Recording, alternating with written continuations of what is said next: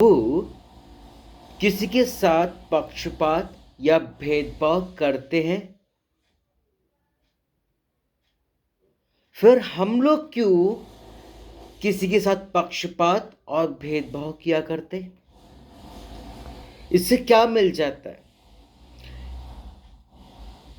आपके दिल को 2 मिनट का सुकून और उसका दिल दुख जाता है जाने अनजाने में, या ऐसे किन्हीं रूल रेगुलेशंस के कारण कोई भी हर्टेड हो जाता है। प्रभु का प्रेम हम सबके लिए बराबर है।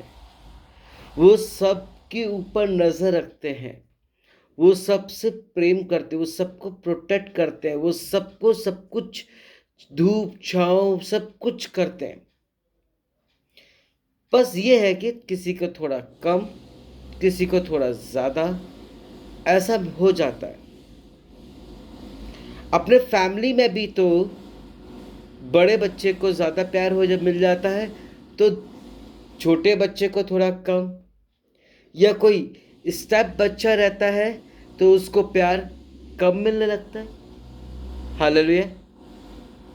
पर हमें ऐसा नहीं करना चाहिए। जो चीज़ हमारी है तो हमें बराबरी से, इक्वलिटी से उसको देखना चाहिए। प्रभु हमको हमको अपना समझते, इसलिए इक्वलिटी से हमको देखा करते हैं।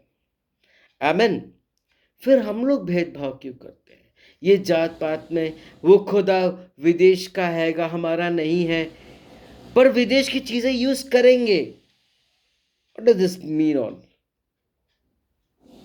इतने बात वाले हैं तो छोड़ दीजिए सब चीजें।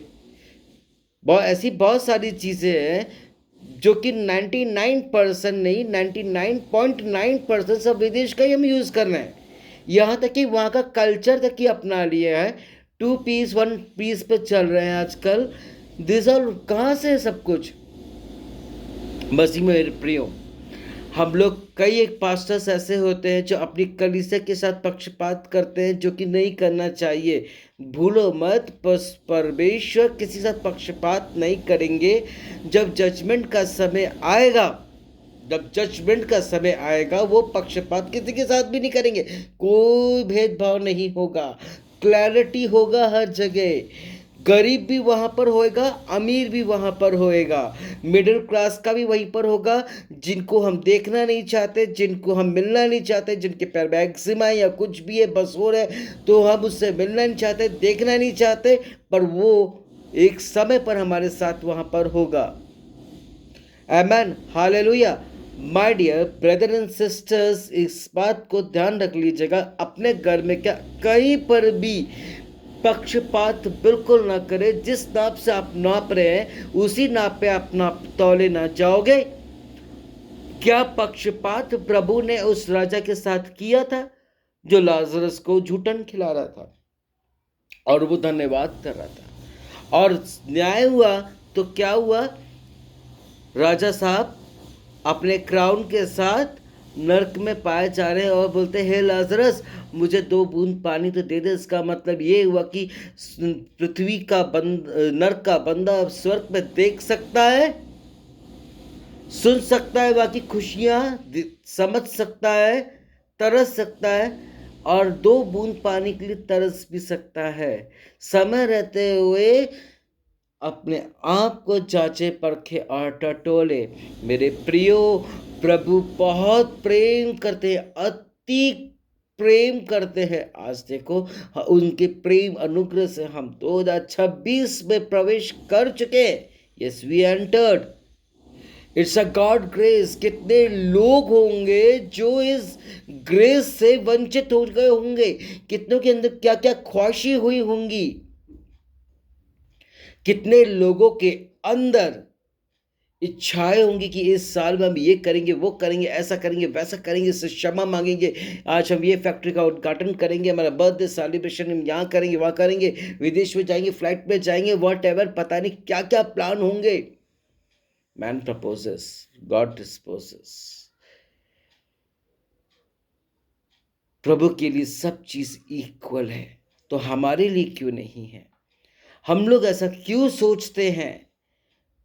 Why we are thinking like this? एक बार क्या हुआ, एक मैडम थी, अपने ड्राइवर के साथ आई एक रेस्टोरेंट में। वो बड़े घमंड से उन्होंने उनको गेट के बाहर ही बोल दिया, गाड़ी को वॉश करा लेना, कुत्ते को खाना खिला देना, बच्चे को घर ले आना, और मुझे बाद में यहाँ पर आधे घंटे पौन घंटे के बाद यहाँ पर आके मुझे ले जाना। और वो जाके अंदर बैठ गई सुकून से अपना टेबल पर और ऑर्डर दिए। उतने में उन्हीं के नेबर साहब आए। उनका एनिवर्सरी था। दोनों पति पत्नी ने उनको बोला कि आइए हमारे साथ हमारी खुशियों में शरीक होइएगा। वो ना करता हुआ जा रहा था, लेकिन फिर भी क्योंकि काम उसकी मालकिन ने उनको दिया है, लंच का टाइम हो रहा था। यू नो व्हाट हैपेंड, और उन्होंने फोर्सली उनको ले गए। और जब वो गए अंदर, और दोनों हस्बैंड वाइफ ने बोला कि भाई आज आप खाने को क्या करें, ऑर्डर करिएगा, आज हम वही खाएंगे। और वो माना कि बहुत बड़ा होटल था, रेस्टोरेंट था। जब वो ऑर्डर कर ही रहे थे, उसकी ओनर ने, उसकी मालकिन ने उनको देखा और उसको बहुत बुरा कहा, आकर के डिग्रेड करने लगे, बेइज्जत करने लगे। उन्होंने दोनों पति पत्नी ने खड़े होकर बहुत अच्छे से और उनके सम्मान के साथ बात किया। बहुत उटपटांग उसको बोलने लगे। वो चुपचाप सुनने लगा। उसके बदले में दोनों पति पत्नी ने उनको जो जवाब दिया, रिप्लाई दिया, और उन्होंने लास्ट कंक्लूजन ये निकला, वो अपने अकड़ में, एरोगेंस में, ईगो में थी। और दोनों पति पत्नी ने बोला कि आप इनकी नौकरी मत कीजिएगा, आप इनका यहां नौकरी मत कीजिएगा। वैसे भी हमारा नया एक एनजीओ का काम स्टार्ट हुआ है, आप हमारे यहाँ ज़रूर आइएगा। भले पैसे तो कम मिलेंगे, लेकिन इज्जत भरपूर मिलेगा। ये स्टोरी बताने का कारण मेरा ये है कि यहाँ पर एक मालिक अपने ओनर को डिग्रेड करता है, इक्वलिटी में नहीं देखता है। वो भी तो उसका स्टाफ है, उसका फैमिली मेंबर जैसा ही तो है। तो हम क्यों नहीं अपने लोगों के साथ इक्वलिटी में, मानवता, ह्यूमैनिटी के साथ रहें। फाइनली बस में मेरे प्रियो, फाइनली उस बंदे ने, ड्राइवर साहब ने उनकी गाड़ी, उनकी चाबी उनको लौटा दिया और वो गुस्से में वहां से चली गई। इससे ये समझ में आता है कि हमें इक्वलिटी में रहना चाहिए, ह्यूमैनिटी दिखाना चाहिए एक दूसरे की, क्योंकि प्रभु भी हमारे साथ यही करते हैं। और इसके साथ ही साथ निरंतर प्यार, ध्यान, ख्याल, नज़र, प्रार्थना, आराधना, सब चीज़ सुनते देखते हैं। तो हम लोग ऐसे क्यों हैं wrong? My dear brothers and sisters, आज अभी कोई देर नहीं हुई है। यदि हमारे अंदर ऐसी भावना, ऐसी इंटेंशंस हैं, तो प्लीज़ इसे छोड़ दीजिए। आज बड़े बड़े ऑर्गेनाइजेशंस के लोग हैंगे, वीआईपी लोगों को पसंद करते हैं, वीआईपी लोगों के साथ बैठना चाहते हैं, उनको स्टेज पे ले जाएंगे, उनको वेलकम करेंगे, but he doesn't want their worker should be there with them. ऐसे भी कई प्रभु के लोग हैं जो कहते हैं हम करेंगे, सालों से वेट कराते हैं, और प्रोमिसेस बाइबल के ऐसे देते हैं कि मैं जिसका बयान करना चाहूं नहीं कर सकता। ऐसी ऐसी मधुर बातें उनकी वीडियोस में, ऑडियोस में निकलती हैं, लेकिन अंदर से खोखले होते चले जा रहे हैं। ऐसे बहुत सारे हैं जो सबोदेशक स्टेज में लाखों के बीच में खड़े होकर के बहुत अच्छी अच्छी बातें करेंगे, यस, पर I am telling you very truth, उनके वर्क अच्छे नहीं रहेंगे। मैं यहाँ पे किसी की बुराई, किसी की खामी करने नहीं बैठा हूँ, बल्कि ये बताना चाह रहा हूँ प्रभु अच्छे लोगों के साथ भी है, उनके साथ भी है। वो पक्षपात नहीं कर रहे हैं। लेकिन याद रखो, जिस नाप से तुम नाप रहे हो, तुम्हारे यहां भी वैसे ही नाप से नापा जाएगा।